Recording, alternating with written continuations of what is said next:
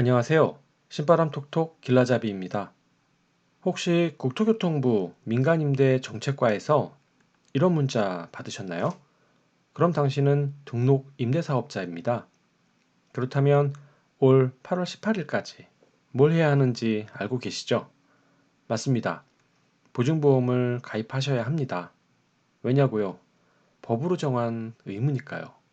사실 여기까지는 다들 들어서 이해하고 계시는데 막상 나한테 적용하려니까 내가 제대로 알고 있는지 좀 헷갈리시지 않으십니까?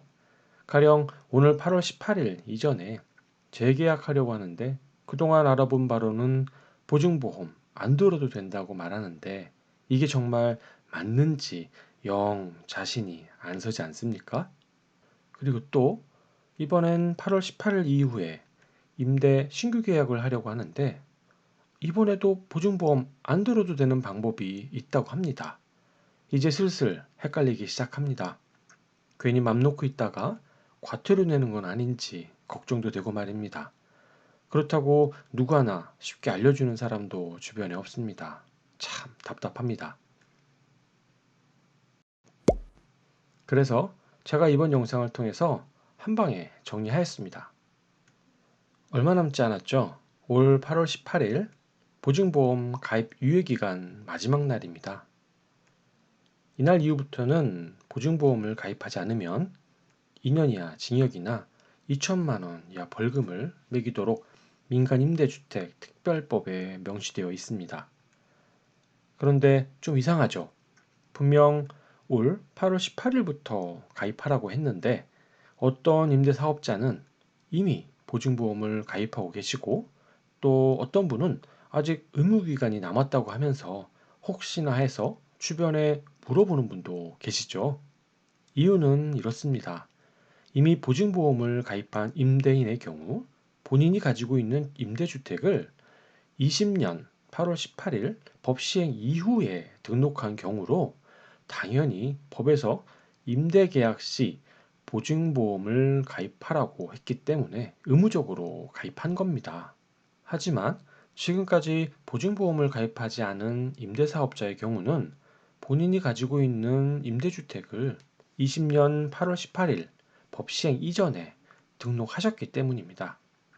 갑자기 법을 만들고 지켜라 하면 많은 사람들이 당황하기 때문에 정부는 1년이라는 유예기간을 두어서 사람들이 천천히 이해할 수 있도록 여유 시간을 준 것입니다.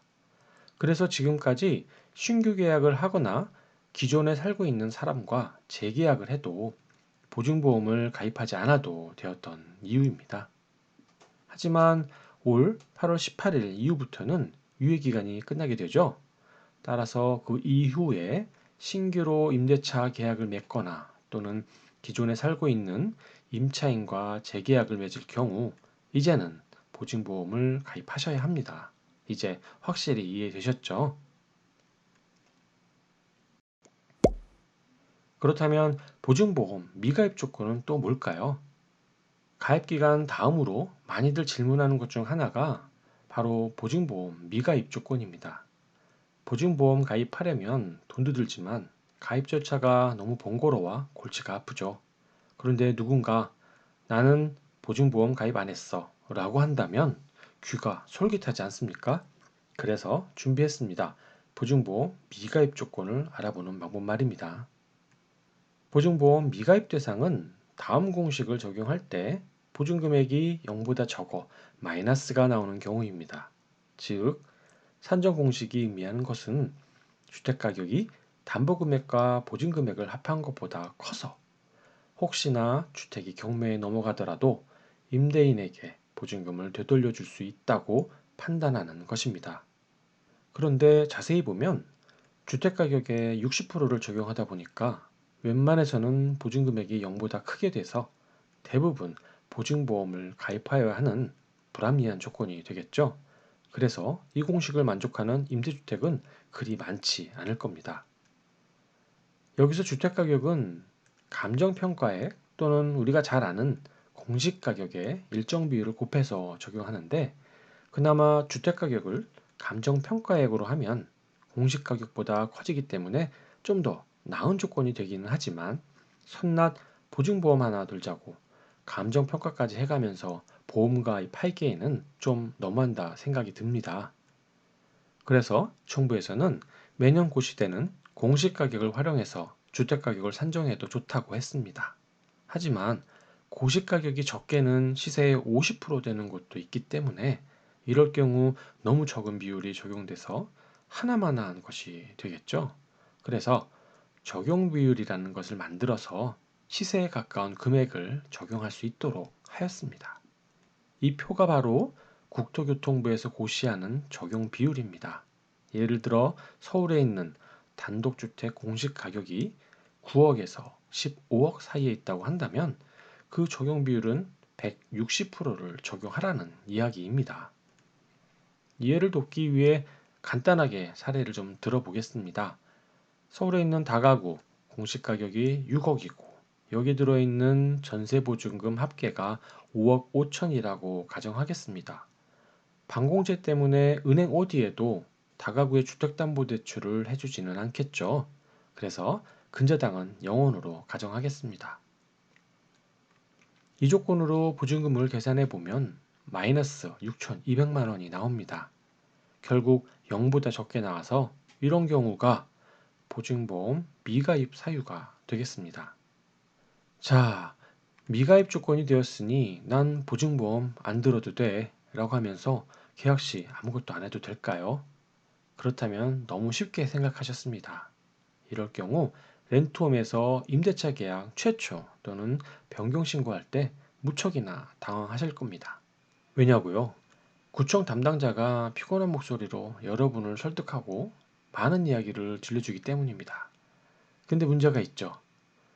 무슨 말을 하는지 좀처럼 이해되지 않는다는 점입니다. 처음인데다 법률 용어도 어렵습니다. 임대사업으로 노후 준비하려고 했는데 이거 뭔가 잘못된 것 같습니다. 누가 좀 대신 해줬으면 좋겠는데 말이죠. 그래서 대신 준비했습니다. 임대차 계약 최초 또는 변경할 때 구청에 신고를 하겠죠. 이때 표준 임대차 계약서, 등기부등본, 공시가격, 전세권 설정을 하지 않겠다는 문구 등 필요 서류를 잘 챙겨서 담당자에게 보증보험 미가입 대상자라는 것을 제출해서 알려주면 됩니다. 그러면 담당자는 준비한 필요 서류를 보고 좀 전에 소개했던 공식에 의해서 미가입 조건을 확인하고 승인해 줄 겁니다.